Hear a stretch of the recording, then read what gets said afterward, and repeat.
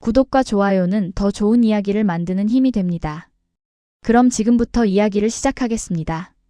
저런 병신 같은 걸 뭘 키운다고 밥만 축내는 벙어리 새끼는 그냥 여기 버리고 가자. 장터 한 귀퉁이였습니다. 짐짝처럼 웅크린 사내아이 하나가 놓여 있었지요. 다 해진 저고리 밑으로 매 맞은 자국이 선명했습니다. 아이는 입만 벙긋거릴 뿐 소리 하나 내지 못했습니다. 지나가던 사람들은 눈길만 주고 하나둘 자리를 떴습니다. 아무도 다가서지 않았지요. 그때였습니다. 지게 가득 고무를 짊어진 백발의 노인 하나가 그 앞에 멈춰 섰습니다. 노인의 이름은 한서구였습니다. 마을에서는 그를 고물장수 영감이라 불렀지요. 한서구는 지게를 내려놓았습니다. 그리고 아이의 눈을 오래 들여다보았지요. 이 녀석 벙어리라 버림받았느냐. 아이는 대답하지 못했습니다. 대신 나뭇가지를 주워 흙 위에 무언가를 그렸지요. 삐뚤빼뚤한 선이었지만 분명 사람의 얼굴이었습니다. 눈, 코, 입, 그리고 그 옆에 작은 손 하나. 한서구의 눈이 흔들렸습니다. 손으로 말을 하는구나. 주변 사람들이 수군거렸습니다. 저 영감 또 쓸데없는 걸 주워가네. 고물이나 줍지 사람 새끼는 왜 줍니다. 한서구는 대꾸하지 않았습니다. 대신 아이를 등에 업었지요. 지게보다 가벼웠습니다. 이름이 없다지. 집으로 가는 길 한서구가 나지막이 말했습니다. 그럼 내가 지어주마. 그는 걸음을 멈추고 하늘을 보았습니다. 덕이 있으면 언젠가 구실을 한다더라. 덕구라 하자. 그날부터 아이는 덕구가 되었습니다. 세월이 흘렀습니다.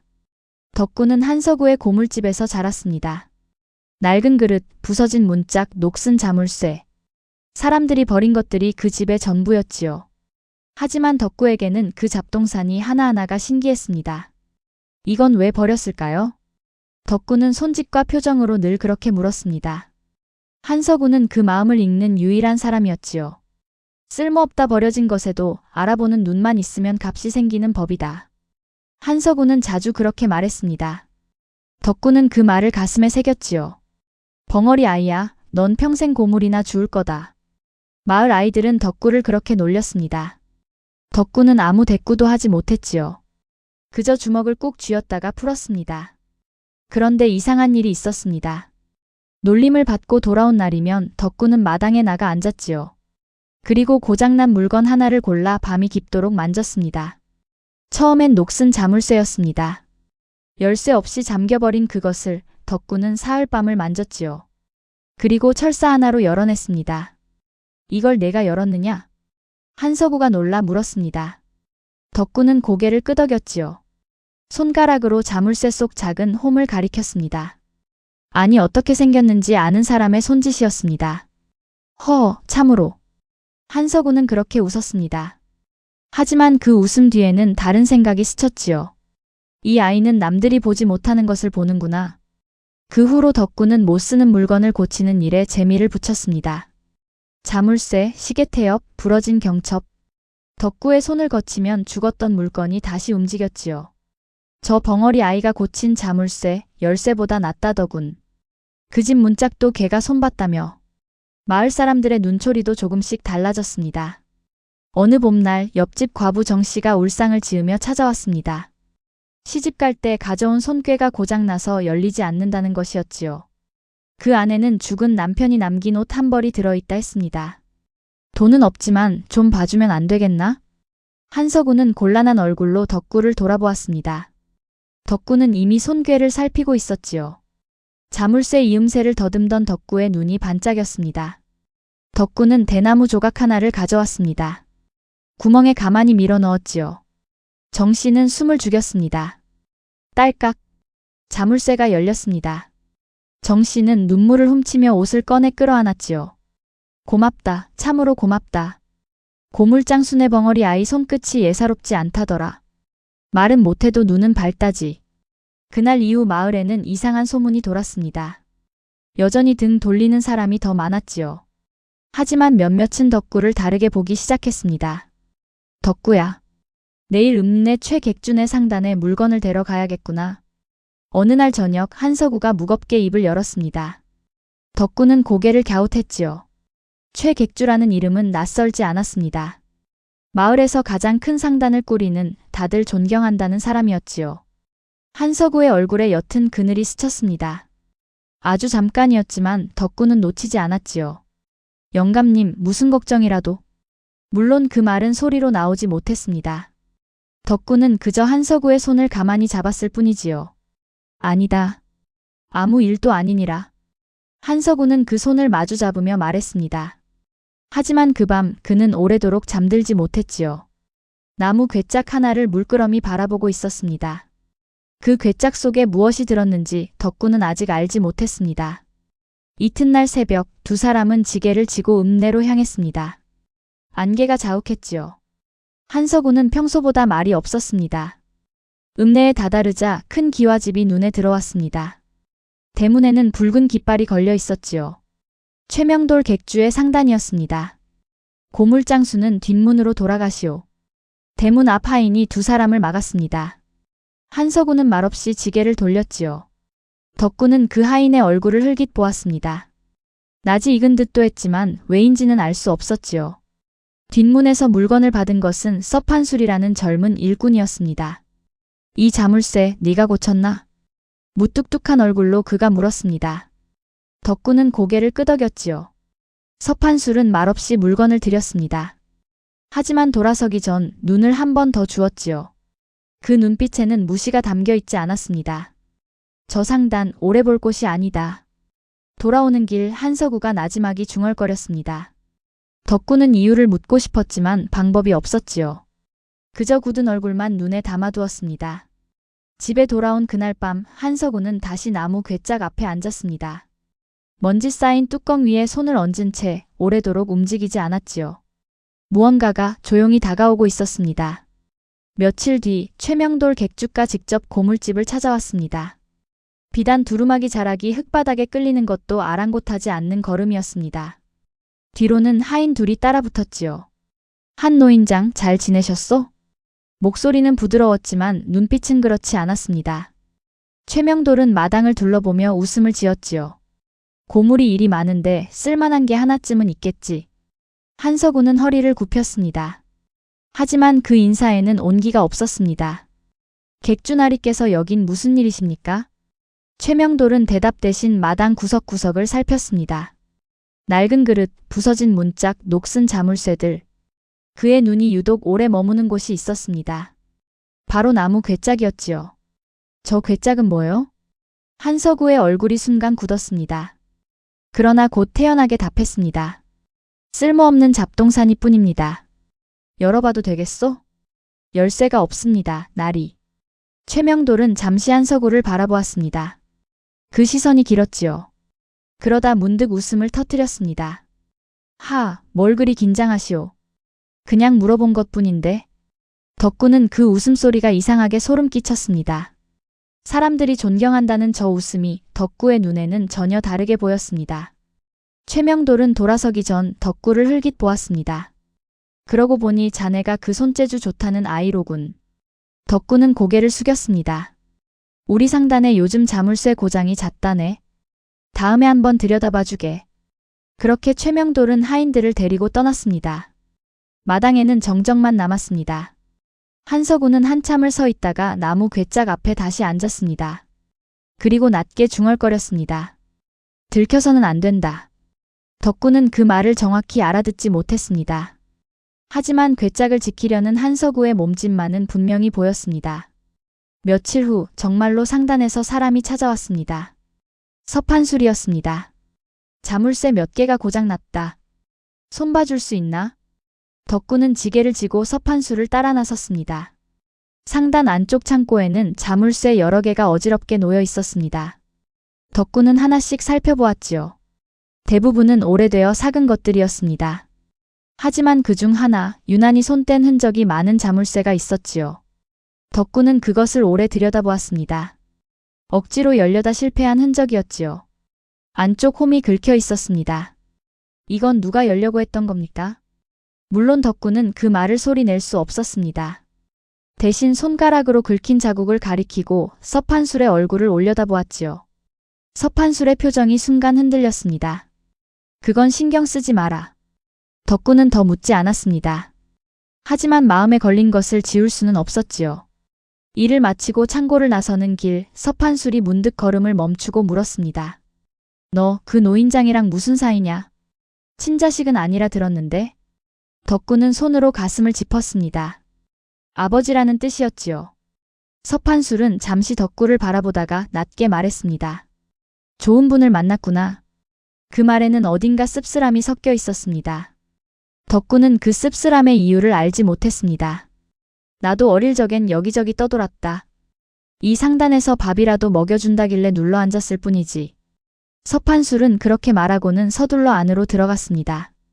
마치 더 말하면 안 될 것을 말한 사람처럼. 그날 밤 덕구는 한서구 앞에서 손짓으로 낮에 있었던 일을 전했습니다. 긁힌 자물쇠, 서판술에 흔들리던 눈빛. 한서구는 오래도록 말이 없었습니다. 그러다 마침내 입을 열었지요. 덕구야. 혹시라도 그 상단에서 이상한 낌새가 있으면 곧바로 나에게 알려야 한다. 덕구는 고개를 끄덕였습니다. 그런데 궁금한 것이 있었지요. 왜 하필 자물쇠일까? 왜 하필 괴짝일까? 세상 모든 물건에는 사연이 있다고 한서구는 늘 말했습니다. 그런데 이 집의 괴짝에는 아직 아무도 말해주지 않은 사연이 있었습니다. 그리고 그 사연은 덕구 자신과도 무관하지 않았습니다. 다음 날 아침 마을 어귀에 방이 붙었습니다. 최명돌 객주가 상단 확장을 위해 이웃 땅을 사들이겠다는 내용이었지요. 값을 후하게 쳐주겠다는 말과 함께 팔지 않는 자에게는 은근한 압박이 뒤따를 거라는 소문도 함께 돌았습니다. 한서구의 고물집도 그 땅 안에 있었습니다. 그날 오후 옆집 정씨의 마당에서 소란이 일었습니다. 상단 하인들이 마당까지 들어와 문서를 들이밀고 있었지요. 땅값은 후하게 쳐준다니까 왜 이러시오. 조상 대대로 살던 땅이오. 팔 생각 없수도. 정씨의 아들이 소리쳤습니다. 하인 하나가 비웃듯 말했습니다. 팔지 않겠다는 사람이 여태 무사히 산 걸 다행으로 아시오. 그 말에 정씨가 몸을 떨었습니다. 이게 협박이요? 협박이라니 그럴 리가. 그저 세상 일이 마음처럼 안 될 때가 많다는 말이오. 하인들은 그렇게 말하고 돌아갔습니다. 정씨는 한참을 마당에 주저앉아 있었습니다. 이 소식은 곧 한서구의 귀에도 들어갔습니다. 저녁상 앞에서 한서구는 오랫동안 말이 없었습니다. 덕구가 손짓으로 물었지요. 우리도 팔아야 합니까? 한서구는 고개를 저었습니다. 이 집은 못 판다. 왜입니까? 덕구는 그렇게 손짓했지만 진짜 궁금한 것은 말로 옮길 수 없었습니다. 한서구는 덕구의 눈을 오래 들여다보다가 대신 다른 말을 꺼냈습니다. 이 마당 밑에는 함부로 옮길 수 없는 것이 있다. 덕구는 그 말에 놀랐습니다. 땅 속에 무엇이 있단 말입니까? 한서구는 대답하지 않았습니다. 다만 손을 뻗어 덕구의 어깨를 지그시 눌렀습니다. 때가 되면 알게 될 것이다. 지금은 아니다. 덕구는 더 묻지 않았습니다. 하지만 그 밤 마당의 흙바닥을 오래도록 내려다보았지요. 며칠 뒤 서판술이 몰래 고물집을 찾아왔습니다. 밤이 깊은 시각이었습니다. 한 노인장. 드릴 말씀이 있어 왔습니다. 한서구가 문을 열자 서판술은 주위를 살피며 낮게 말했습니다. 조심하십시오. 나리께서 요즘 이 집 땅 문서를 유독 캐묻고 다니십니다. 그게 무슨 소리인가? 저도 자세히는 모릅니다. 다만 예전 땅 주인이 누구였는지 이 자리에 무엇이 묻혔는지를 알고 싶어 하시는 눈치였습니다. 한서구의 얼굴이 하얗게 질렸습니다. 어째서 자네가 이런 말을 전하는가? 자네는 그 댁 사람이 아닌가? 서판술은 잠시 머뭇거리다 답했습니다. 저도 한때 누군가에게 은혜를 입었습니다. 그 빚 이렇게라도 갚고 싶을 뿐입니다. 그 말을 남기고 서판술은 어둠 속으로 사라졌습니다. 한서구는 오래도록 그 자리에 서 있었습니다. 방으로 돌아온 한서구는 덕구가 자는 척 눈을 감고 있는 것을 알아차렸습니다. 하지만 아무 말도 하지 않았습니다. 그저 이불을 끌어당겨 덕구의 어깨를 덮어주었을 뿐입니다. 덕구는 눈을 감은 채로 생각했습니다. 서판술은 왜 위험을 무릅쓰고 이 밤에 찾아왔을까?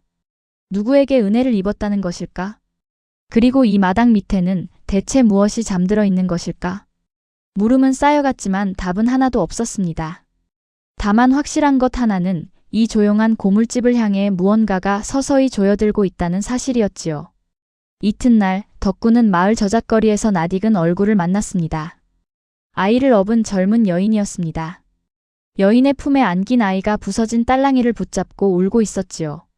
이거 죽은 애 아범이 만들어준 유일한 물건인데. 여인은 울먹이며 말했습니다. 딸랑이는 나무를 깎아 만든 것으로 속에 작은 방울이 든 소박한 장난감이었습니다. 이미 갈라지고 방울도 빠져 있었지요. 덕구는 딸랑이를 건네받았습니다. 갈라진 틈을 살피고 방울이 빠진 구멍의 크기를 가늠했습니다. 고칠 수 있겠니? 덕구는 고개를 끄덕였습니다. 그날 밤 덕구는 고물더미에서 크기가 맞는 방울 하나를 찾아냈습니다. 갈라진 틈은 얇은 대나무 못으로 이어 붙였습니다. 손끝이 아플 만큼 오랜 시간이 걸렸지만 딸랑이는 다시 소리를 냈습니다. 다음 날 딸랑이를 돌려받은 여인은 아이를 안고 눈물을 흘렸습니다. 고맙다. 정말 고맙다. 덕구는 그 인사에 그저 고개를 숙였습니다. 말은 못해도 누군가의 슬픔을 조금 덜어주었다는 것만은 분명히 느낄 수 있었지요. 한서구는 그 이야기를 전해 듣고 조용히 웃었습니다. 쓸모없다 버려진 것에도 알아보는 눈만 있으면 값이 생기는 법이다. 너는 그 값을 사람의 마음에서도 찾아내는구나. 덕구는 그 말을 듣고 가슴이 뜨거워졌습니다. 하지만 그 온기도 오래가지 못했습니다. 마당 밑에 묻힌 것, 나무 괴짝 속의 비밀, 최명돌의 수상한 눈빛. 그 모든 것이 조용히 그러나 분명하게 다가오고 있었습니다. 한서구가 이웃 마을로 고물을 팔러 떠난 날이었습니다. 하루 만에 돌아오겠다고 했습니다. 덕구는 홀로 집을 지켰습니다. 낮에는 평소처럼 고물을 손질했습니다. 하지만 해가 지고 어둠이 내리자 이상하게 마음이 편치 않았습니다. 밤이 깊었을 때였습니다. 마당 쪽에서 발소리가 들렸습니다. 덕구는 숨을 죽였습니다. 발소리는 하나가 아니었지요. 둘, 아니 셋이었습니다. 창틈으로 내다보니 검은 옷을 입은 사내들이 마당을 서성이고 있었습니다. 그들의 손에는 삽과 등불이 들려 있었지요. 이쯤이라 하지 않았나? 어두워서 잘 안 보이는군. 저 괴짝이 있는 자리를 파보라 했다. 덕구의 심장이 세차게 뛰었습니다. 저들이 노리는 것이 무엇인지 이제는 분명해졌습니다. 덕구는 소리를 낼 수 없었습니다. 사람을 부를 수도 소리쳐 쫓을 수도 없었지요. 하지만 손은 움직일 수 있었습니다. 덕구는 재빨리 방 안으로 들어가 나무 괴짝을 끌어당겼습니다. 생각보다 무거웠습니다. 온 힘을 다해 괴짝을 바닥 밑 판자를 드러낸 좁은 틈에 밀어 넣었습니다. 그 틈은 예전에 덕구가 손봐둔 마루 밑 공간이었지요. 그런데 괴짝을 밀어 넣는 순간 뚜껑 틈이 살짝 벌어졌습니다. 안에서 무언가가 스륵 미끄러져 나왔습니다. 색이 바랜 천 조각이었습니다. 손바닥만 한 크기에 희미하게 수놓은 무늬가 남아 있었지요. 그리고 그 밑으로 낡은 서찰 하나가 함께 딸려 나왔습니다. 덕구는 그것을 주워 품속에 급히 넣었습니다. 다시 괴짝의 뚜껑을 눌러 닫고 판자를 원래대로 덮었지요. 그때 방문이 벌컥 열렸습니다. 거기 누구냐? 검은 옷을 입은 사내 하나가 방 안으로 들이닥쳤습니다. 덕구는 재빨리 등불을 걷어차 넘어뜨렸습니다. 불씨가 흩어지며 순식간에 어둠이 짙어졌습니다. 사내가 욕설을 뱉으며 발을 헛디켰습니다. 이런 뭐야? 덕구는 그 틈을 타 마당으로 뛰어나갔습니다. 다른 사내가 앞을 막았습니다. 덕구는 지게 작대기를 집어들어 그의 발밑에 던졌습니다. 사내가 휘청거리며 넘어졌습니다. 애새끼가 제법이구나. 세 번째 사내가 덕구의 팔을 붙잡으려 했습니다. 덕구는 몸을 낮춰 미끄러지듯 빠져나갔습니다. 매일같이 고물더미 사이를 오가며 다져진 몸놀림이었습니다. 멀리서 개 짖는 소리와 함께 사람들이 몰려오는 기척이 들렸습니다. 소란을 들은 이웃들이었습니다. 웬 놈들이냐? 사내들은 서로 눈짓을 주고받더니 재빨리 담을 넘어 사라졌습니다. 덕구는 마당 한가운데 주저앉아 한참을 숨을 몰아쉬었습니다. 심장이 터질 듯 뛰고 있었지요. 이웃들이 다가와 물었습니다. 도둑이었냐? 뭘 훔쳐갔느냐? 덕구는 고개를 저었습니다. 아무것도 없어진 것은 없었지요. 다만 품속의 천 조각과 서찰만이 뜨겁게 느껴졌습니다. 이웃 하나가 혀를 찼습니다. 요즘 이 동네에 뜬 도둑이 부쩍 늘었어. 그놈들도 참 대담하지. 벙어리 아이 혼자 있는 집을 노리다니. 그러게 말이오. 그나저나 저 아이 다친 데는 없나? 정씨가 덕구의 얼굴과 팔을 살피며 물었습니다. 덕구는 괜찮다는 뜻으로 손을 흔들었지요. 하지만 속으로는 다른 생각이 가득했습니다. 저들은 도둑이 아니었다. 정확히 저 괴짝을 노리고 온 자들이었다. 이튿날 아침 마을 저작거리에는 벌써 소문이 퍼져 있었습니다. 최명돌이 지나가다 그 이야기를 듣고는 짐짓 놀란 얼굴로 걸음을 멈췄습니다. 저런 고물장수네 집에 도둑이 들었다고? 다친 사람은 없소? 주변 사람들이 고개를 끄덕이며 대답했습니다. 다행히 아이가 놀라기만 했답니다. 참으로 흉악한 세상이요. 상단에서 순찰꾼이라도 붙여드릴까 하는데 한 노인장 뜻은 어떠신지. 그 말을 전해들은 한서구는 코웃음도 내지 않았습니다. 다만 속으로 생각했습니다. 순찰꾼이라니 늑대에게 닭장을 맡기라는 말과 무엇이 다른가. 이튿날 새벽 한서구가 돌아왔습니다. 마당에 흐트러진 흔적을 보고 그의 얼굴이 하얗게 질렸습니다. 무슨 일이 있었느냐. 덕구는 손짓으로 밤사이에 일을 전했습니다. 검은 옷의 사내들, 삽과 등불, 괴짝을 노리던 그들의 말. 한서구는 그 자리에 힘없이 주저앉았습니다. 기어이 여기까지 왔구나.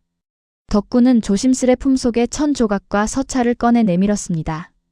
한서구의 손이 떨렸습니다. 천 조각을 받아든 그의 눈에서 눈물이 떨어졌습니다. 이걸 어찌. 영감님, 이게 무엇입니까? 물론 그 물음은 소리가 되지 못했습니다. 하지만 한서구는 덕구의 눈빛에서 그 물음을 읽었습니다. 한서구는 오래도록 천 조각을 매만졌습니다. 그러다 마침내 무겁게 입을 열었습니다. 덕구야. 이제는 말해줘야 할 때가 온 것 같구나. 덕구의 가슴이 세차게 뛰었습니다. 이 천 조각은 내 아비의 유품이다. 세상이 잠시 멈춘 듯 했습니다. 제 아비라고요? 덕구는 손짓조차 잊고 그저 한서구를 바라보았습니다. 한서구는 천천히 고개를 끄덕였습니다. 모든 것을 다 말해줄 순 없다. 아직은. 하지만 이것 하나는 알아두어라. 너는 아무렇게나 버려진 아이가 아니다. 그 말이 덕구의 마음속 깊이 박혔습니다. 지금껏 스스로에게 묻지 못했던 물음들이 한꺼번에 솟아올랐습니다. 나는 누구인가? 내 어미는 어디에 있는가? 그리고 왜 이 천조각이 최명돌의 상단과 얽혀 있는가? 한서구는 서찰을 다시 품에 넣으며 낮게 말했습니다. 당분간은 아무에게도 말하지 마라. 특히 그 상단 사람들에게는. 덕구는 고개를 끄덕였습니다. 하지만 마음속에서는 이미 결심이 서고 있었지요. 언젠가는 반드시 이 모든 사연의 끝을 알아내겠다는 결심이었습니다. 그날 이후 한서구는 괴짝을 더 깊은 곳으로 옮겼습니다. 마루 밑을 지나 부엌바닥 아래 아무도 짐작하지 못할 자리였습니다. 덕구는 그 일을 도우며 괴짝의 무게를 다시 느꼈습니다.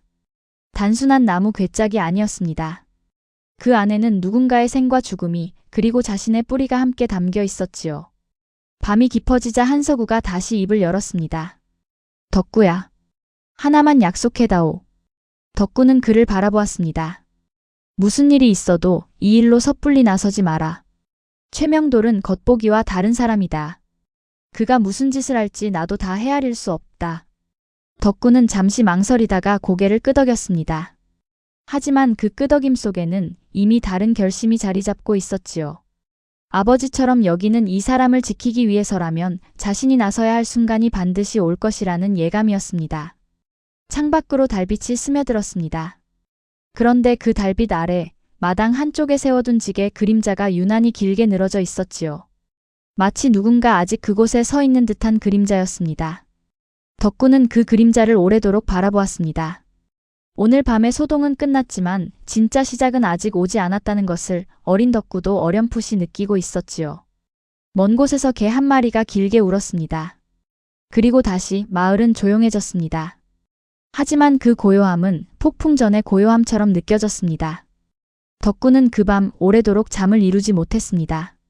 그날 이후 덕구는 달라졌습니다. 겉으로는 여전히 말 못하는 고물장수의 아들이었지만 속으로는 하나의 물음을 품고 살았습니다. 나는 누구인가? 그리고 최명돌은 대체 무엇을 감추고 있는가? 한서구는 그런 덕구를 눈치채고 어느 날 저녁 낡은 서책 한 권을 내밀었습니다. 이걸로 글자를 익혀보아라. 덕구의 눈이 커졌습니다. 손짓만으로는 세상 모든 말을 다 담을 수 없다. 글로 쓰면 내 마음을 더 많은 사람에게 전할 수 있을 것이야. 그날부터 덕구는 밤마다 서책을 펼쳤습니다.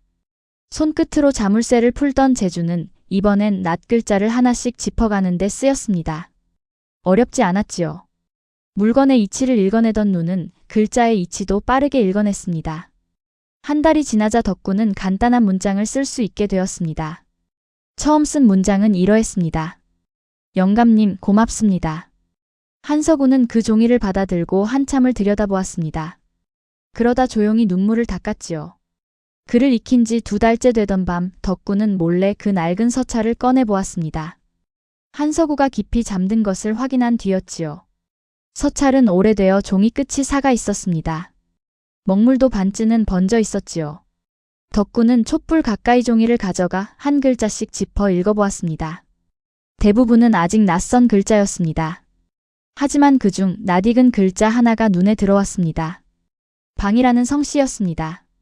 그리고 그 옆에 흐릿하게 남은 2글자가 있었지요. 만돌, 박만돌. 덕구는 그 이름을 몇 번이고 다시 읽었습니다. 누구의 이름인지는 알 수 없었지만 이상하게 가슴이 저릿했습니다. 마치 아주 오래전에 들어본 이름 같았습니다. 그 밑으로는 더 읽을 수 없는 글자들이 이어졌습니다. 세월에 지워진 문장이었습니다. 덕구는 서찰을 다시 곱게 접어 품에 넣었지요. 언젠가 이 이름의 주인을 알게 될 날이 올 것이라 믿으면서. 그 무렵 마을에는 작은 소동이 끊이지 않았습니다. 저잣거리의 포목점에서 옷감 한 필이 사라졌다는 소문이 돌았지요. 주인은 옆 가게 총각을 도둑으로 몰아 관아에 넘기려 했습니다. 저놈이 어제 가게 앞을 서성이는 걸 내가 두 눈으로 봤소. 총각은 억울하다며 발버둥쳤지만 아무도 그의 말을 믿어주지 않았습니다. 덕구는 그 모습을 지켜보다가 가게 안으로 슬쩍 들어가 보았지요. 옷감이 놓였던 자리 밑 나무 선반 틈에 실 한 가닥이 걸려 있었습니다. 덕구는 그 실을 조심스레 빼내 살펴보았지요. 흔한 무명실이 아니라 은은한 광택이 도는 명주실이었습니다. 그리고 선반 뒤쪽 쥐가 다니는 좁은 구멍이 하나 있었지요. 덕구는 종이에 급히 적었습니다. 쥐구멍을 보시오. 포목점 주인은 미심쩍은 얼굴로 선반을 옮기게 했습니다. 그러자 구멍 안쪽 쥐들이 물어다 쌓아놓은 보금자리 속에서 옷감 조각들이 발견되었습니다. 쥐들이 갈가 끌고 간 것이었지요. 총각은 그제야 풀려났습니다. 사람들이 놀란 눈으로 덕구를 바라보았습니다.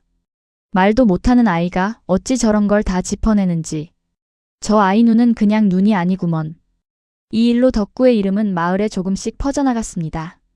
물론 여전히 등 뒤에서 손가락질하는 이들도 있었지만 예전처럼 대놓고 무시하는 사람은 줄어들었습니다. 며칠 뒤 서판술이 다시 덕구를 찾아왔습니다. 이번에는 낮이었습니다. 실은 부탁이 있어 왔다. 서판술의 얼굴에는 근심이 가득했습니다. 우리 상단 장부에 이상한 구석이 있다. 숫자가 맞지 않는데 날있게 여쭈면 오히려 나를 의심하실까 두렵다. 덕구는 그를 따라 창고 뒤편으로 갔습니다. 장부를 펼쳐 보이는 서판술의 손이 가늘게 떨리고 있었습니다. 덕구는 장부의 숫자들을 하나씩 짚어보았습니다. 물건의 이치를 보던 눈으로 이번엔 숫자의 흐름을 짚었지요. 어느 한 줄에서 먹물의 색이 유독 진한 부분을 발견했습니다. 나중에 덧칠하듯 고쳐 쓴 흔적이었습니다. 덕구는 종이에 적었습니다. 이 줄 나중에 고친 것입니다. 서판술의 눈이 흔들렸습니다. 그렇다면 누군가 셈을 속이고 있습니다. 서판술은 오래도록 그 종이를 바라보았습니다. 그러다 낮게 중얼거렸습니다. 짐작은 했지만 이럴 줄이야.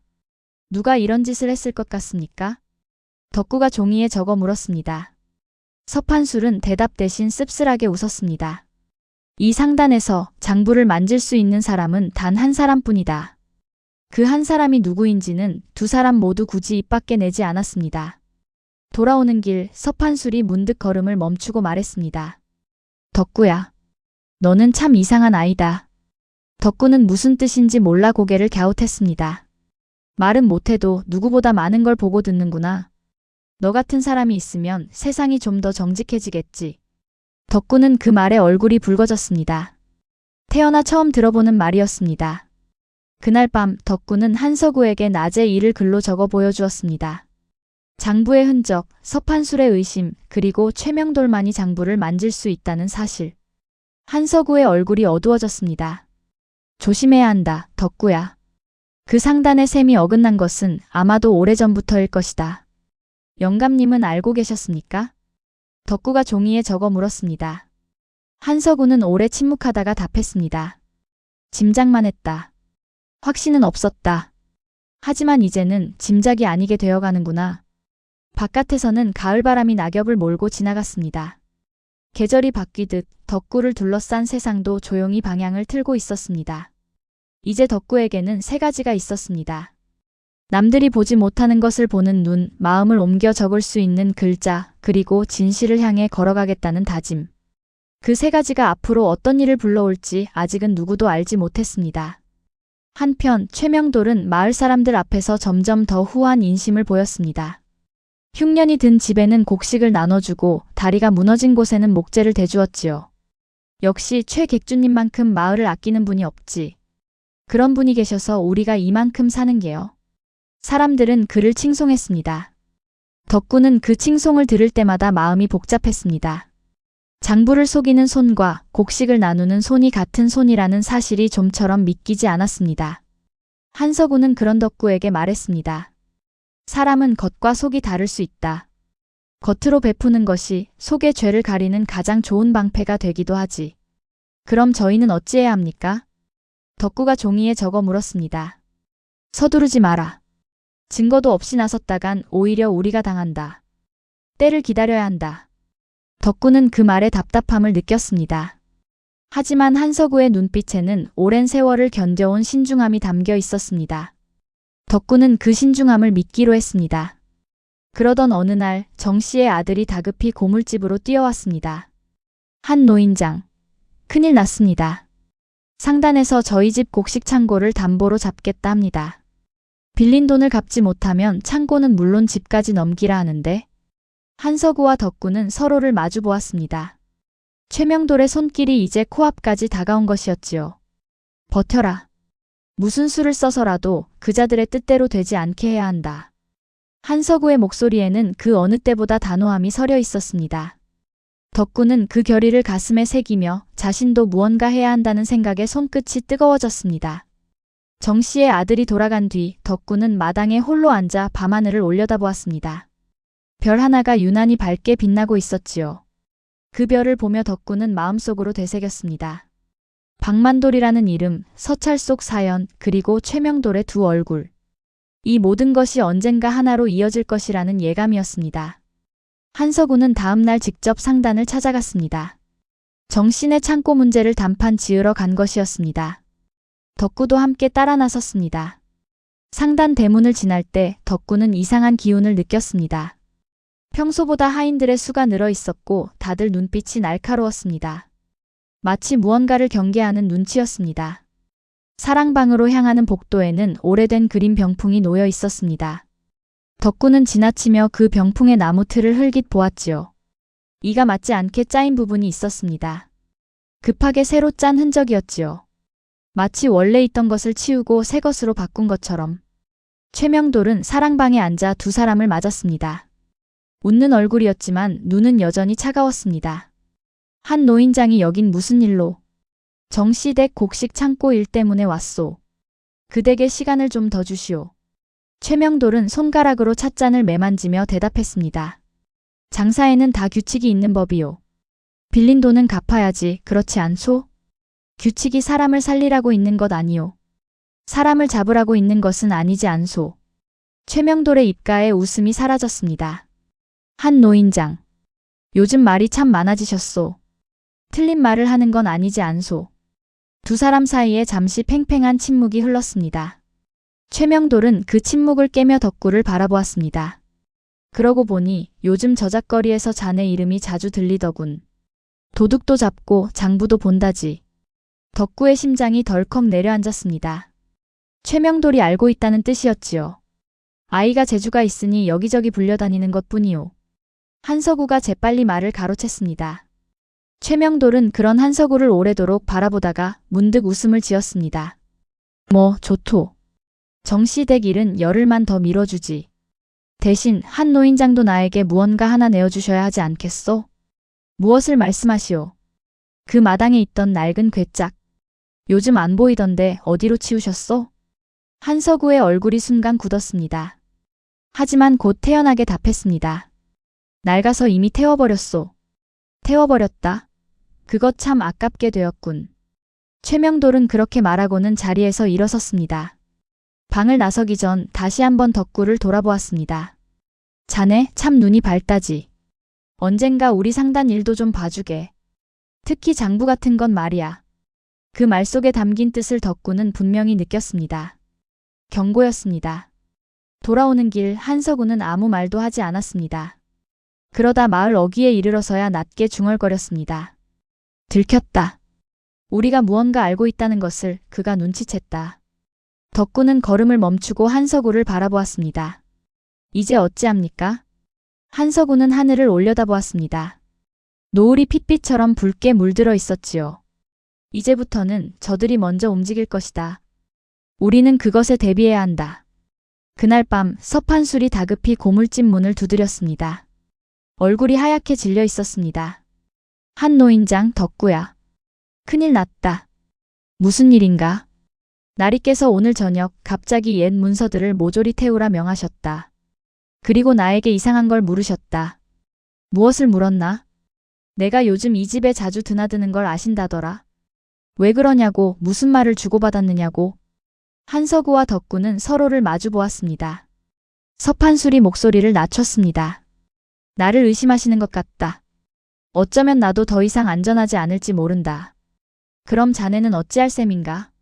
모르겠다. 하지만 이것만은 전해야겠다 싶어 왔다. 서판술은 품속에서 낡은 종이 한 장을 꺼내 내밀었습니다. 상단의 옛 장부 한 귀퉁이를 몰래 베껴 온 것이었지요. 이 이름을 찾아보아라. 예전 장부에 딱 한 번 등장하는 이름인데 나리께서 그 이름이 나온 장부만 유독 깊이 감춰두셨다. 한서구가 종이를 받아 촛불 아래 펼쳤습니다. 그 순간 그의 손이 크게 떨렸습니다. 종이에는 박만돌이라는 이름과 낯선 지명 하나가 나란히 적혀 있었습니다. 덕구는 그 이름을 알아보았습니다. 서찰 속에서 보았던 바로 그 이름이었지요. 영감님, 이건. 한서구는 오래도록 종이를 내려다보다가 마침내 무겁게 입을 열었습니다. 이제는 더 미룰 수 없겠구나. 방 안의 공기가 무겁게 가라앉았습니다. 서판술은 두 사람의 얼굴을 번갈아 보며 조심스레 물었지요. 두 분은 대체 무슨 사연이 있으신 겁니까? 한서구는 잠시 눈을 감았다가 다시 떴습니다. 그 사연은 이 아이의 목숨과도 같은 이야기다. 덕구의 가슴이 세차게 뛰었습니다. 오랫동안 기다려온 순간이 마침내 가까워지고 있음을 그는 온몸으로 느낄 수 있었지요. 하지만 그 순간 바깥에서 요란한 발소리와 함께 대문을 두드리는 소리가 울렸습니다. 문 열어라. 최객주님의 명이다. 세 사람의 얼굴이 동시에 하얗게 질렸습니다. 한서구는 재빨리 종이를 촛불에 가져다 대었습니다. 박만돌의 이름이 적힌 종이가 순식간에 불길에 휩싸였지요. 서판술이 놀란 눈으로 그 모습을 지켜보았습니다. 영감님, 왜?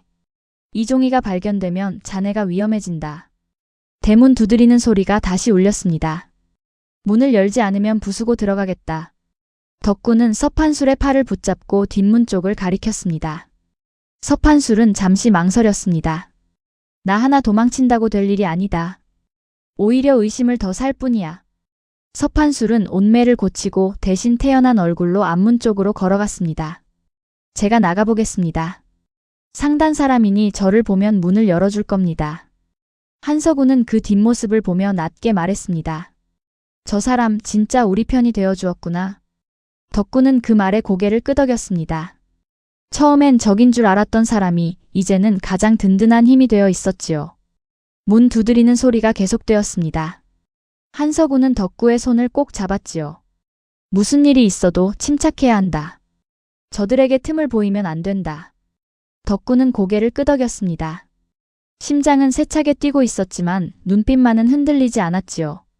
한서구는 재빨리 방 안을 둘러보았습니다. 서찰이 있던 자리, 타고 남은 재. 흔적을 지울 시간이 얼마 남지 않았습니다. 그는 손끝으로 재를 쓸어 아궁이 속에 밀어 넣었지요. 밖에서는 서판술의 목소리가 들려왔습니다. 이 늦은 시각에 무슨 일이십니까? 나리께서 이 집을 살펴보라 하셨다. 어서 물러서라. 이 댁은 그저 고물장수 댁일 뿐입니다. 무얼 그리 살피실 게 있다고? 네가 상관할 일이 아니다. 거친 발소리가 마당으로 들이닥쳤습니다. 덕구는 숨을 죽인 채 한서구의 뒤에 조용히 섰습니다. 마당의 어둠 속에서 등불 여러 개가 흔들리며 다가오고 있었습니다. 그 불빛이 점점 가까워질수록 덕구의 가슴 속에서는 두려움과 함께 낯선 감정이 함께 자라났습니다. 더 이상 숨어 지낼 수만은 없다는 조용하지만 단단한 결심이었습니다. 등불은 이제 마당 한가운데까지 다가와 있었지요. 방문 밖으로 사람의 그림자 하나가 길게 드리워지고 있었습니다. 방문이 벌컥 열렸습니다. 하인 여럿이 등불을 들고 방 안으로 들이닥쳤습니다. 뒤져라. 무엇이든 이상한 것이 있으면 다 꺼내와. 그들은 방 안 구석구석을 뒤졌습니다. 이불을 뒤집고 항아리를 깨뜨리고 마루 밑까지 살폈습니다. 하지만 괴짝은 이미 부엌바닥 아래 아무도 짐작하지 못할 곳에 숨겨져 있었습니다. 한식경이 지나도록 아무것도 나오지 않았습니다. 하인 하나가 짜증스럽게 말했습니다. 아무것도 없습니다. 우두머리로 보이는 사내가 한서구를 노려보았습니다. 노인장. 나리께서 궁금해하시는 게 있소. 요 며칠 이 집에서 태운 것이 뭐요? 마당에 제가 수북한데? 쓸모없는 종이 조각들이요. 고물을 정리하다 보면 그런 것들이 늘 나오지 않소. 그럼 이건 뭐요? 사내는 아궁이 속에서 반쯤 타다 남은 종이 조각 하나를 집어들었습니다. 다 태우지 못한 흔적이었지요. 한서구의 얼굴이 창백해졌습니다. 별것 아니오. 별것 아닌 걸 이 밤에 몰래 태울 필요가 있어? 사내는 그 종이를 소중히 품에 넣었습니다. 이건 나리께 가져다 드리겠소. 그리고 노인장, 자네는 우리와 함께 가야겠소. 무슨 명목으로? 상단에 오래된 은자 몇 냥이 사라졌는데 최근 이 집에서 감나가는 은비녀를 고물로 사들였다는 증언이 있소. 도둑질에 연루된 혐의요. 말도 안 되는 억지였습니다. 하지만 사내들의 손에는 이미 오랏줄이 들려 있었지요. 영감님. 덕구가 소리 없이 앞을 막아섰습니다. 사내 하나가 덕구를 밀쳐냈습니다. 비켜라, 벙어리 놈아. 한서구가 다급히 소리쳤습니다. 덕구야, 됐다. 나서지 마라. 하지만 덕구는 물러서지 않았습니다. 사내들 여럿이 한서구의 양팔을 붙잡고 오랏줄로 묶었지요. 영감님은 도둑이 아닙니다. 물론 그 말은 소리가 되어 나오지 못했습니다. 덕구는 눈으로 몸으로 절규했습니다. 한서구는 끌려가면서도 덕구를 향해 고개를 저었습니다. 괜찮다. 걱정 마라. 나는 괜찮으니 너는 몸을 숨겨라. 그 말이 끝나기도 전에 한서구는 사내들 손에 이끌려 어둠 속으로 사라졌습니다. 마당에는 덕구만이 남았습니다. 무릎이 꺾이듯 그 자리에 주저앉았지요. 덕구는 그날 밤 관아 앞까지 뛰어갔습니다. 하지만 굳게 닫힌 문 앞에서 창을 든 문지기가 앞을 막았습니다. 여긴 함부로 드나들 수 없다. 물러서라. 덕구는 손짓으로 애원했습니다. 안에 있는 사람이 자신의 아버지라고 죄가 없다고 말하고 싶었지만 문지기는 귀찮은 듯 손을 저었습니다. 벙어리가 무슨 말을 하는지 알 턱이 있나? 어서 가라. 덕구는 그 자리에 서서 관아의 담을 오래도록 올려다보았습니다. 저 담 안 어딘가에 한서구가 갇혀 있을 것이었지요. 춥고 어두운 그곳에서 얼마나 두려울지 짐작조차 하기 힘들었습니다. 집으로 돌아가는 길은 유난히 멀게 느껴졌습니다. 텅 빈 고물집 마당에는 부서진 항아리 조각들이 흩어져 있었습니다. 덕구는 그 조각들을 하나씩 주워 모았지요. 손끝이 갈라진 도자기 날에 베었지만 아픈 줄도 몰랐습니다. 이튿날 덕구는 서판술을 찾아 상단으로 달려갔습니다. 하지만 서판술의 모습은 어디에도 보이지 않았습니다. 다른 일꾼에게 물으니 나지막이 답이 돌아왔습니다. 판술이? 어젯밤에 날이 꽤 크게 혼쭐이 나고 오늘 아침 쫓겨났다더군. 어디로 갔는지는 모르겠소. 덕구의 가슴이 무너져 내렸습니다. 자신을 도우려던 두 사람이 하룻밤 사이 모두 사라져 버린 것이었습니다. 그날 오후 덕구는 관아 앞을 서성였습니다. 한서구가 갇혀 있다는 그 안으로는 들어갈 방법이 없었지요. 그때 화려한 가마 한 채가 관아 앞에 멈춰 섰습니다. 최명돌이었습니다. 그는 덕구를 발견하고 다가왔습니다. 이런, 여기서 다 만나는군. 덕구는 이를 악물고 그를 바라보았습니다. 그렇게 무서운 눈으로 보지 마라. 나도 마음이 편치 않다. 다만 세상일이란 게 누군가는 손해를 봐야 굴러가는 법 아니겠느냐. 최명돌은 덕구의 어깨에 손을 얹었습니다. 덕구는 그 손을 뿌리치고 싶었지만 억지로 참았지요. 네가 그 괴짝에 무엇이 들었는지 안다면 나에게 가져오는 게 좋을 것이다. 그러면 저 노인 무사히 풀려날 수도 있지. 덕구는 그 말에 숨이 막혔습니다. 최명돌은 이미 괴짝의 존재를 확신하고 있었습니다. 모른다는 얼굴을 하는구나. 하지만 나는 다 알고 있다. 내 아비가 누구인지도. 덕구의 눈이 크게 흔들렸습니다. 박만돌. 그 이름 낯설지 않지? 최명돌은 그렇게 말하고는 서늘하게 웃었습니다. 사흘을 주마. 괴짝을 가져오면 노인도 풀어주고 너에게도 해가 없을 것이다. 하지만 그러지 않는다면. 말을 끝맺지 않은 채 최명돌은 가마에 올라 자리를 떠났습니다. 덕구는 그 자리에 홀로 서서 오래도록 움직이지 못했습니다. 하늘은 이미 어두워지고 있었고 세상은 그를 도와줄 사람 하나 없이 텅 빈 것만 같았습니다. 집으로 돌아온 덕구는 부엌 바닥을 뜯어내고 괴짝을 꺼냈습니다. 손으로 뚜껑을 매만지며 오래도록 앉아 있었습니다. 이걸 넘기면 한서구는 풀려날 것입니다. 하지만 그 안에 담긴 것이 자신의 뿌리와 관련된 무언가라면 그것을 원수 같은 자에게 넘긴다는 것이 옳은 일인지 알 수 없었습니다. 밤이 깊어지자 덕구는 종이를 꺼내 적었습니다. 영감님이라면 어떻게 하셨을까? 답은 돌아오지 않았습니다. 다만 예전에 들었던 말 하나가 마음속에 울렸습니다. 쓸모없다 버려진 것에도 알아보는 눈만 있으면 값이 생기는 법이다. 그 말이 지금 전혀 다른 무게로 다가왔습니다. 덕구는 괴짝을 다시 바닥 밑에 숨겼습니다. 그리고 결심했습니다. 넘기지 않겠다고. 대신 진실을 스스로 밝혀내겠다고. 그때 마당 쪽에서 낮은 목소리가 들렸습니다. 덕구야, 나다. 서판술이었습니다. 쫓겨난 몸으로 다시 찾아온 것이었지요. 옷차림이 남루해져 있었지만 눈빛만은 살아 있었습니다. 자네, 여긴 어찌? 물론 그 말은 소리로 나오지 않았지만 덕구의 표정만으로도 서판술은 뜻을 알아챘습니다. 쫓겨난 건 오히려 잘된 일이다. 이제 저 상단 눈치를 볼 필요가 없어졌으니까. 서판술은 마당에 걸터 앉으며 낮게 말을 이었습니다. 낮에 최명돌이 너에게 무슨 말을 했는지 짐작이 간다. 괴짝을 내놓으라 했겠지.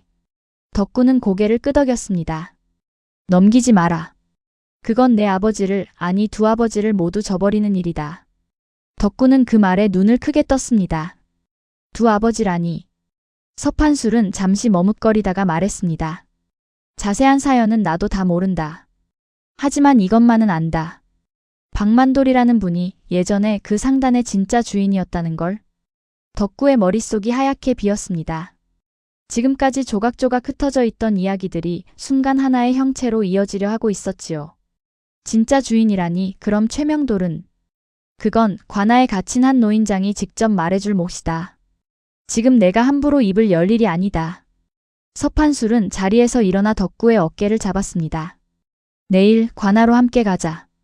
내가 증언할 것이 있다. 최명돌이 장부를 조작한 흔적, 그리고 이 상단이 원래 누구의 것이었는지. 덕구의 눈에 다시 빛이 돌아왔습니다. 혼자가 아니라는 사실이 그 어떤 말보다 큰 힘이 되었습니다. 두 사람은 그날 밤 다음 날 관아로 갈 준비를 함께 했습니다. 서판술은 몰래 챙겨 나온 장부 조각들을 정리하며 말했습니다. 이것만으로는 부족할지 모른다. 하지만 적어도 시작은 될 것이다. 덕구는 괴짝 속 천 조각과 서찰에 남은 자리를 다시 살펴보았습니다. 내일이면 오랫동안 묻혀있던 진실의 문 앞에 서게 될 것이었지요. 동이 트기도 전 덕구와 서판술은 관아 앞에 섰습니다. 밤새 한숨도 자지 못한 얼굴이었지만 눈빛만은 또렷했습니다. 각오는 됐느냐? 서판술이 물었습니다. 덕구는 고개를 끄덕였지요. 손에는 괴짝에서 꺼낸 천 조각과 서찰, 그리고 서판술이 몰래 챙긴 장부 조각들이 들려 있었습니다. 문이 열리자 두 사람은 곧장 안으로 들어갔습니다. 마침 원님이 이른 조회를 시작하려던 참이었습니다. 웬 소란이냐? 원님, 억울한 일이 있어 고합니다. 서판술이 무릎을 꿇고 입을 열었습니다. 이틀 전 도둑질 혐의로 갇힌 고물장수 한서구는 죄가 없습니다. 오히려 최명돌 객주가 오랫동안 상단의 장부를 조작하고 남의 재산을 가로챈 자입니다. 원님이 눈살을 찌푸렸습니다. 함부로 할 소리가 아니다. 증거가 있느냐? 서판술은 품속의 장부 조각을 내밀었습니다. 이 장부를 보십시오. 먹물색이 다른 부분마다 숫자가 고쳐져 있습니다. 상단의 은자가 사라진 것도 실은 최 객주가 스스로 빼돌린 것입니다. 원님이 서판술을 향해 물었습니다. 너는 어찌하여 주인을 배반하고 이런 일을 벌이느냐? 은혜를 저버리는 것이 아니냐? 서판술은 고개를 숙인 채 답했습니다. 저는 어릴 적 부모를 잃고 떠돌던 고아였습니다. 그때 저를 거둬 밥을 먹여준 것이 다름 아닌 한 노인장이었습니다.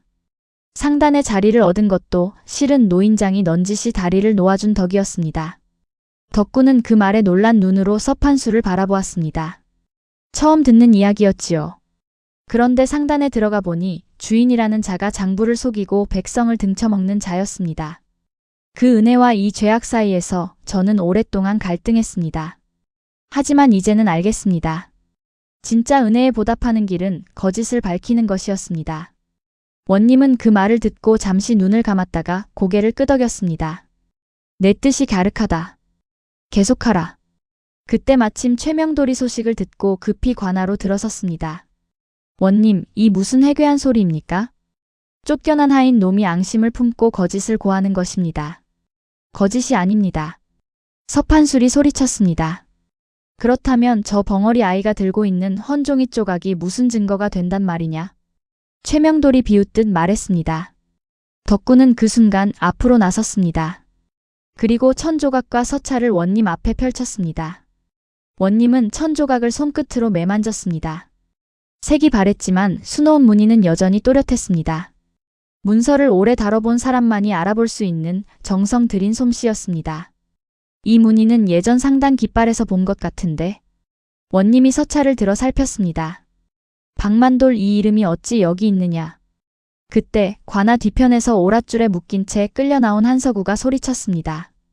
원님, 그 이름을 아신다면 제 말도 들어주십시오. 원님이 놀란 눈으로 한서구를 보았습니다. 잠시 정적이 흘렀습니다. 결박을 풀어주어라. 그리고 말해보라. 한서구는 무릎을 꿇고 천천히 입을 열었습니다. 20여 년 전 저는 이 읍내 상단에서 일하는 평범한 짐꾼이었습니다. 그때 상단의 주인은 박만돌이라는 분이었습니다. 정직하고 어진 분이었지요. 그런데 그분 밑에서 샘을 봐주던 자가 바로 최명돌이었습니다. 최명돌의 얼굴이 하얗게 굳었습니다. 저는 박만돌 어르신께 큰 은혜를 입었습니다. 제가 병들어 죽어가던 겨울 어르신께서 저를 거두어 살려주셨습니다. 그 은혜를 갚을 길이 없어 그저 곁에서 일하며 지켜만 봤습니다. 한서구는 잠시 숨을 고른 뒤 다시 말을 이었습니다. 그러던 어느 해 상단에 큰 불이 났습니다. 어르신은 화재로 돌아가시고 샘을 맡았던 최명돌이 어느 틈에 상단의 문서를 모두 바꿔치기 했습니다. 원래 주인의 이름은 지워지고 최명돌 자신이 새 주인이 되어 있었습니다. 거짓이다. 그날 화재는 사고였다. 최명돌이 소리쳤습니다. 하지만 그 목소리에는 이미 두려움이 섞여 있었습니다. 사고였는지 아니었는지는 원님께서 밝혀주실 일입니다. 한서구는 덕구를 돌아보며 눈물을 글썽였습니다. 이 아이는 박만돌 어르신의 아들입니다. 화재가 났던 그날 밤 어르신께서 마지막으로 저에게 아이를 부탁하셨습니다. 하지만 혼란 속에서 저마저 아이를 놓치고 말았습니다. 몇 년을 찾아 헤매다가 장터에서 버려진 이 아이를 다시 만났을 때 저는 하늘이 저에게 두 번째 기회를 준 것이라 믿었습니다. 관아 안이 조용해졌습니다. 덕구는 그 자리에 얼어붙은 듯 서 있었습니다. 오랫동안 궁금해했던 모든 것이 한순간에 풀려나고 있었지요. 어째서 진작 말씀해주지 않으셨습니까? 덕구는 종이를 꺼내 급히 적었습니다. 손이 떨려 글씨가 삐뚤빼뚤했습니다. 한서구는 그 종이를 받아들고 답했습니다. 최명돌이 언제든 너를 해할까 두려웠다. 네가 그 사연을 모르는 것이 오히려 너를 지키는 길이라 믿었다. 미안하다, 덕구야. 내내 미안했다. 덕구의 눈에서 눈물이 쏟아졌습니다. 원망도 서러움도 아니었습니다. 그저 지금껏 자신을 지켜온 한 사람의 무게가 온전히 느껴졌을 뿐이었지요. 원님이 최명돌을 향해 엄중히 물었습니다. 할 말이 있느냐? 최명돌은 한참을 버티다가 결국 무릎을 꿇었습니다. 그날 밤 불길 속에서 저는 살고 싶었을 뿐입니다. 문서를 챙긴 것도 어쩌다 보니 20년을 남의 이름으로 살았단 말이냐. 원님의 목소리가 서리빨처럼 차가웠습니다.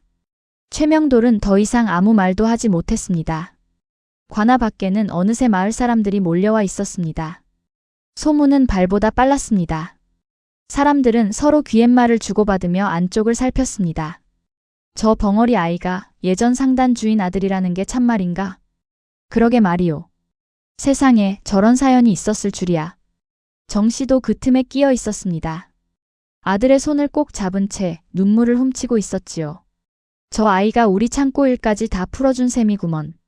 관아 안에서는 최명돌이 여전히 발버둥치고 있었습니다. 이 모든 게 다 늙은 고물장수와 벙어리 아이의 거짓 꾸밈이오. 원님, 부디 통찰하여 주십시오.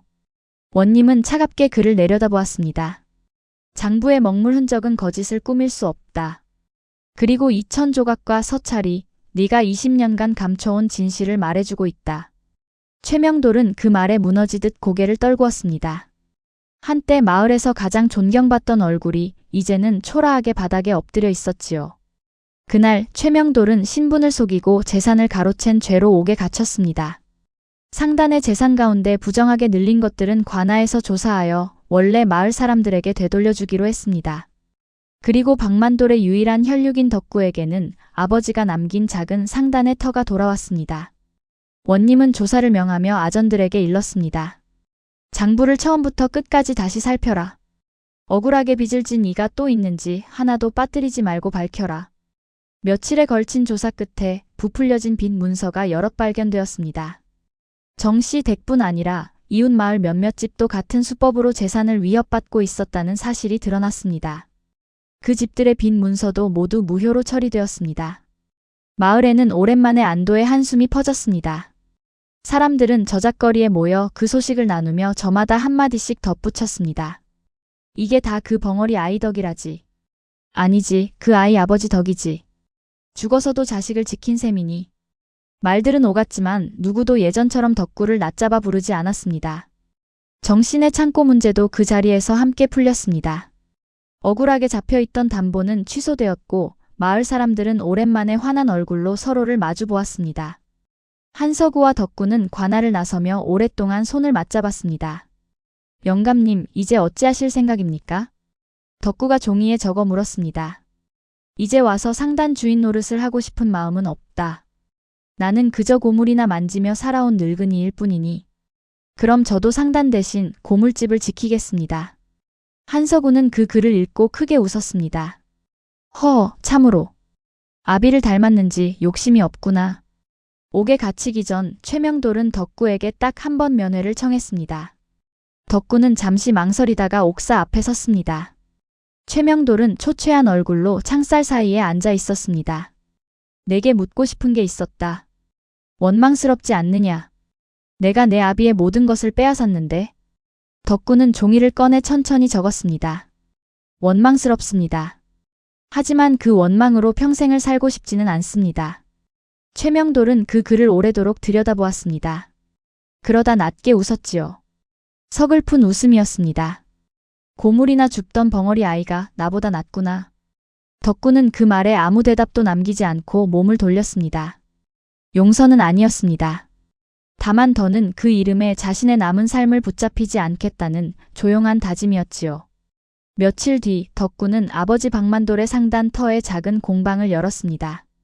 고물을 고치고 자물쇠를 손보고 사람들의 잃어버린 물건을 찾아주는 일이었지요. 상단이라는 이름 대신 사람들은 그곳을 그저 덕군의 공방이라 불렀습니다. 공방을 여는 날 마을 사람들이 하나둘 찾아와 손을 보탰습니다. 아이의 딸랑이를 고쳐받았던 여인도, 손괴를 열어 남편의 옷을 되찾았던 정씨도 모두 찾아왔습니다. 덕구야, 이 문짝도 좀 손봐주려나? 우리 집 자물쇠도 요즘 영 말썽인데. 덕구는 그들 사이를 오가며 손짓으로 인사를 나눴습니다. 예전 같으면 등을 돌렸을 사람들이 이제는 스스럼없이 다가와 말을 건넸습니다. 세상이 그를 대하는 방식이 조금씩 달라지고 있었습니다. 아이를 업고 왔던 그 여인도 다시 찾아왔습니다. 이제는 제법 자란 아이가 딸랑이를 흔들며 마당을 뛰어다녔습니다. 덕구 아저씨, 이것 좀 봐요. 아이가 딸랑이를 흔들어 보였습니다. 몇 해 전 덕구가 고쳐준 그 딸랑이였지요. 소리는 여전히 맑았습니다. 덕구는 그 소리를 들으며 조용히 웃었지요. 서판술은 그 공방의 첫 일꾼이 되었습니다. 날이 노릇할 생각 없다니까 결국 나만 매일 일하게 생겼구먼. 서판술이 웃으며 그렇게 말하자 덕구는 손짓으로 웃음을 지어 보였습니다. 이듬해 봄, 서판술은 이웃 마을 처녀와 혼례를 올렸습니다. 덕구는 공방에서 가장 튼튼한 나무괴를 손수 짜서 혼수로 선물했습니다. 서판술은 그 괴를 받아들고 한동안 말을 잇지 못했습니다. 이걸로 또 무슨 사연을 만들려는 건 아니겠지? 서판술이 장난스레 묻자 덕구는 고개를 세차게 저었습니다. 두 사람은 마주보며 오래도록 웃었지요. 세월이 흘러도 덕구는 여전히 말을 하지 못했습니다. 하지만 이제는 아무도 그를 벙어리라 놀리지 않았습니다. 사람들은 그를 이렇게 불렀습니다. 눈 밝은 덕구. 어느 저녁 공방 마루에 나란히 앉은 한서구와 덕구 사이로 노을이 붉게 번졌습니다. 한서구가 낮게 중얼거렸습니다. 쓸모없다 버려진 것에도 알아보는 눈만 있으면 값이 생기는 법이다. 덕구는 그 말을 받아 종이에 이렇게 적었습니다. 사람도 그렇습니다.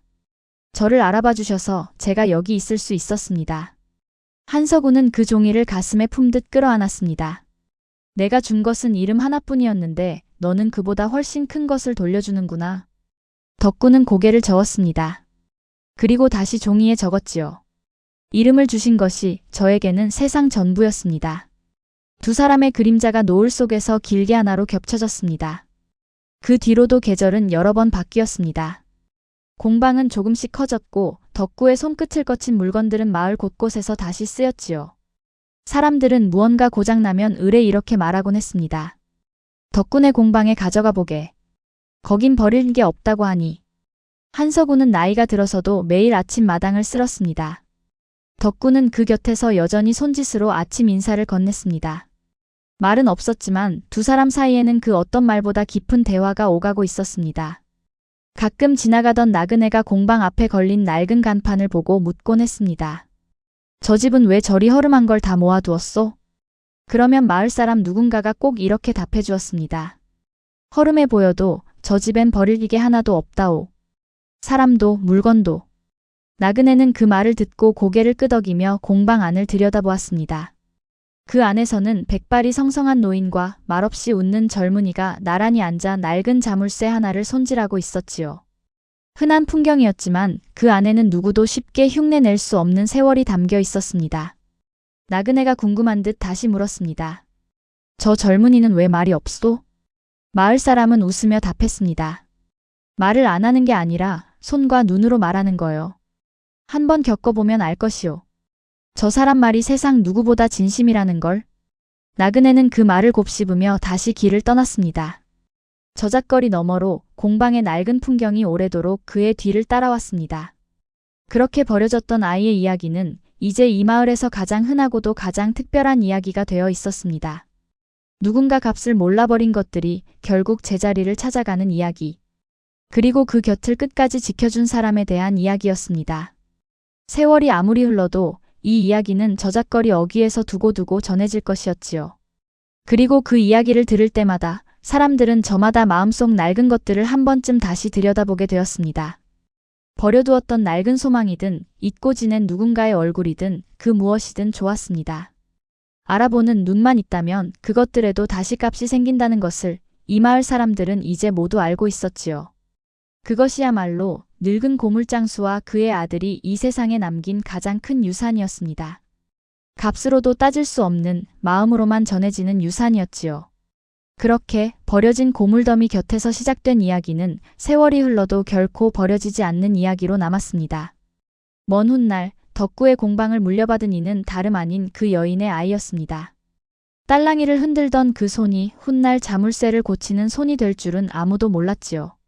사람도 물건처럼 알아보는 눈을 만나면 그렇게 자라나는 법이었습니다.